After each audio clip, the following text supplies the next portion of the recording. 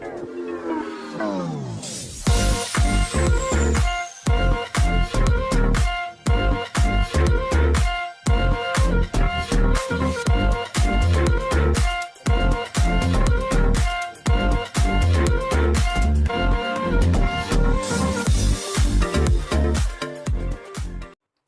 semua, salam sejahtera Malaysia. Selamat datang ke channel Fails Lifestyle.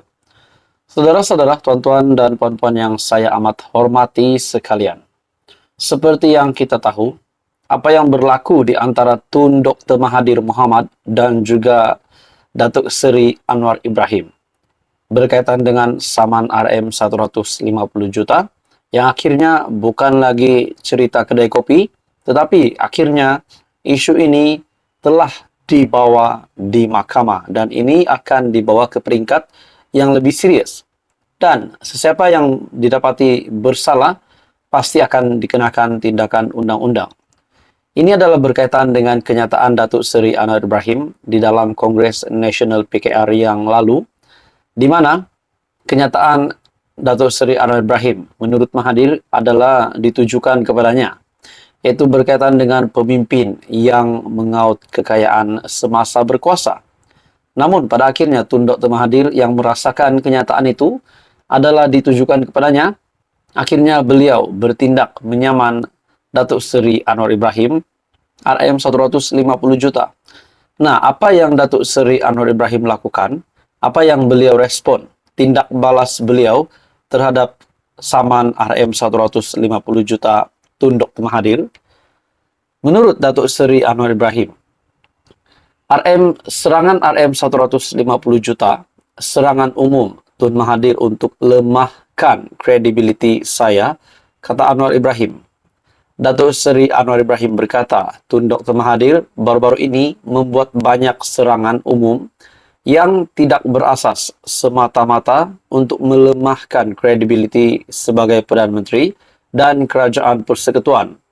Anwar berkata, keseluruhan kandungan ucapannya di Kongres Nasional Khas Malaysia Madani, pelaksanaan sebuah idealism pada 18 Mac lepas adalah tindak balas yang relevan terhadap serangan, pernyataan dan kelakuan Dr. Mahathir terhadapnya.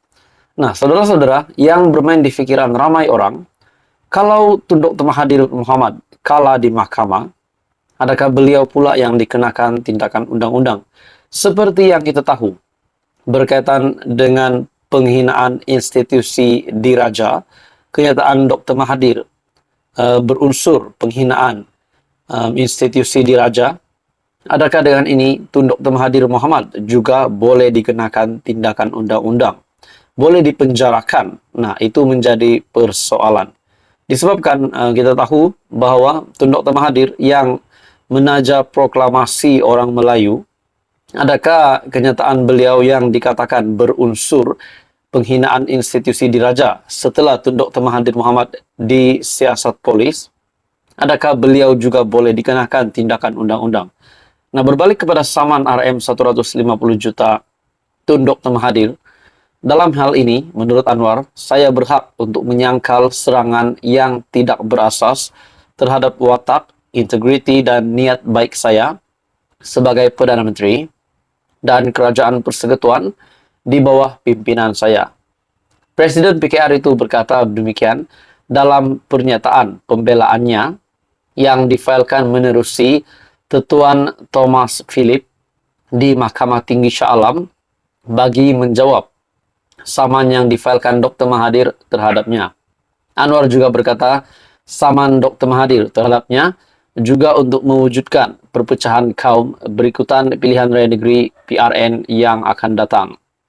Anwar berkata, ini terbukti oleh sijil perakuan segera bertarik 3 Mei lepas yang difailkan Dr. Mahathir yang menyatakan bahawa tindakan samanya mesti dilupuskan secepat mungkin berikutan Selangor, Negeri Sembilan, Pulau Pinang, Kelantan, Terengganu dan Kedah akan menghadapi PRN. Dalam pernyataan pembelaannya, Anwar turut membangkitkan mengenai pemberian kontrak secara langsung kepada Opkom Sendirian Berhad yang anak ketiga Dr. Mahathir yaitu Datuk Seri Mukris adalah pengarah syarikat tersebut pada 30 Mac 1994 hingga 14 Oktober 2009. Menurut Anwar lagi, pada 15 September, Telekom Malaysia Berhad telah mengeluarkan surat kepada Kementerian Keuangan untuk meminta antara lain kebenaran untuk mengadakan rundingan terus dengan Opcom bagi pembekalan kabel fiber optik bernilai RM214.2 juta. Nah, persoalannya saudara-saudara, adakah anak beranak Tun Dr. Mahathir juga terlibat dengan isu ataupun berkaitan dengan rundingan terus dengan Opcom bagi pembekalan kabel fiber optik yang bernilai RM214.2 juta. Nah, itu adalah kenyataan Datuk Seri Anwar Ibrahim. Dan adakah itu cukup kuat untuk mengalahkan Tun Dr. Mahathir? Dan kalau benar Tun Dr. Mahathir Mohamad kalah di dalam kes mahkamah ini di antara Tun Dr. Mahathir dan Datuk Seri Anwar Ibrahim, adakah Tun Dr. Mahathir Mohamad boleh dikenakan tindakan undang-undang ataupun mungkin boleh dipenjara? Nah, itu menjadi persoalan ramai, termasuk saya sendiri. Jadi saudara-saudara, apa komen Anda? Menurut Anda, siapakah yang bakal kalah di dalam mahkamah dan siapa juga yang bakal menang? Dan kita tahu Datuk Seri Anwar Ibrahim sebagai Perdana Menteri hari ini dan Tun Dr. Mahathir yang kerap kali menyerang beliau sebagai Perdana Menteri. Jadi adakah ini juga menjadi satu bentuk penderhakaan terhadap Agong, yaitu untuk menjatuhkan Perdana Menteri? Jadi saudara-saudara, itu semua menjadi persoalan. Apa komen Anda?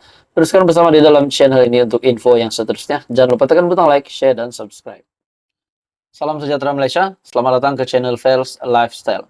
Saudara-saudara, tuan-tuan dan puan-puan, heboh, kecoh, huru-hara baru-baru ini berkaitan dengan satu serbuan yang dilakukan di kediaman salah satu kepimpinan tertinggi Perikatan Nasional ataupun Bersatu dan juga adalah Ketua Pembangkang hari ini, yaitu Hamzah Zainuddin.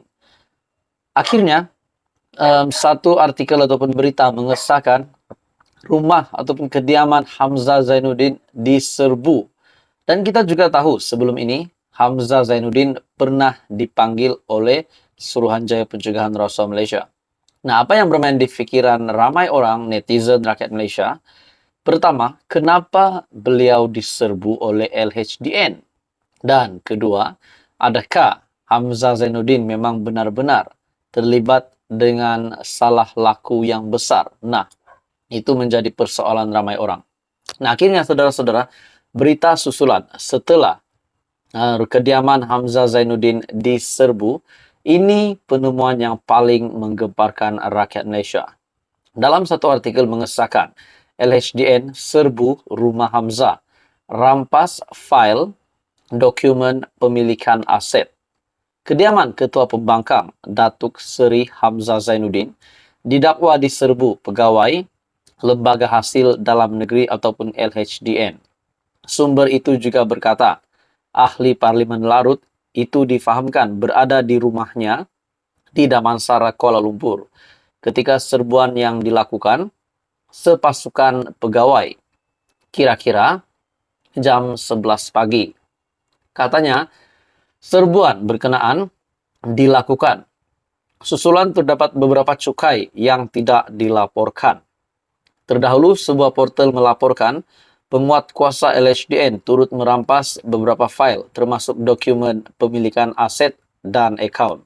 Sementara itu, sumber LHDN ketika dihubungi berkata pihaknya kini tidak boleh mendedahkan apa juga maklumat terhadap kes yang membabitkan cukai. Kami tidak boleh mendedahkan apa juga maklumat ketika ini, katanya. Seperti yang kita tahu, bulan lalu ataupun sebelum ini, Hamzah mengesahkan beliau telah dipanggil oleh Suruhanjaya Pencegahan Rasuah Malaysia bagi memberi keterangan berhubung satu kes pendakwaan di Mahkamah Session Kuala Lumpur. Beliau menyatakan keterangan berkenaan dilakukan susulan pertuduhan ke atas ahli perniagaan Sim Chuh Tiam di mahkamah. Nah, saudara-saudara, persoalan yang bermain di fikiran ramai orang hari ini, adakah memang Hamzah Zainuddin mempunyai telah melanggar undang-undang ataupun mempunyai salah laku, didapati melakukan kesalahan yang membabitkan agensi LHDN dan juga SPRM. Dan kalau benar memang Hamzah Zainuddin dapat dibuktikan bersalah ataupun mungkin didapati bersalah, bagaimana pula status beliau sebagai Ketua Pembangkang, sebagai ahli Parlimen Perikatan Nasional, dan kepimpinan tinggi Bersatu dan PN juga? Adakah beliau mungkin reputasi beliau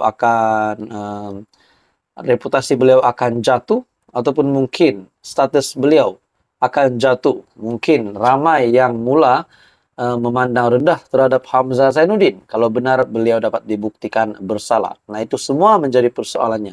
Jadi saudara-saudara, itu yang berlaku selepas kediaman Hamzah Zainuddin diserbu. Nah, adakah ini bermakna PN juga telah menerima, maksud saya, adakah PN juga yang seringkali menyerang kepimpinan Kerajaan Perpaduan, kepimpinan Datuk Seri Anwar Ibrahim, tapi pada akhirnya mereka pula yang diserbu? Adakah selepas ini ada lagi pemimpin lain yang bakal diserbu? Nah, itu menjadi persoalannya. Jadi saudara-saudara, apa komen Anda? Teruskan bersama di dalam channel ini untuk info yang seterusnya. Jangan lupa tekan butang like, share, dan subscribe.